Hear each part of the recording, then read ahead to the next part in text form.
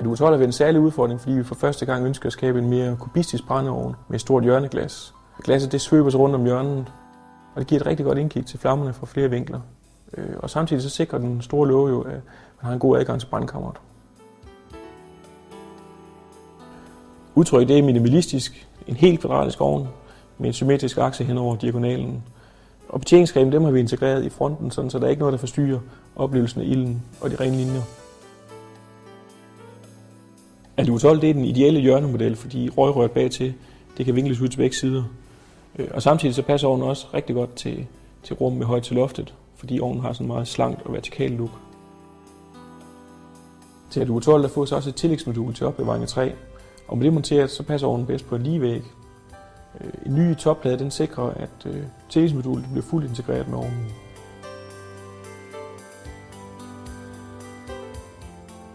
Bag det ydre så gemmer der sig en teknisk moderne brændeovn, hvor funktionen jo selvfølgelig er lige så vigtig som designen. Blandt andet har vi udstyret ovnen med den unikke ADUtronic-automatik.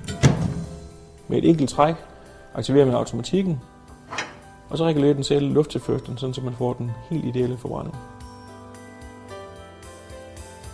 ADU12 har også mulighed for ekstern lufttilførsel, det vil sige, at man trækker luften udefra og direkte ind i brændeovnen. Selve installationen den skjuler man bagpå eller under ovnen, og den her mulighed er særlig velegnet til moderne huse, som jo er meget tætte.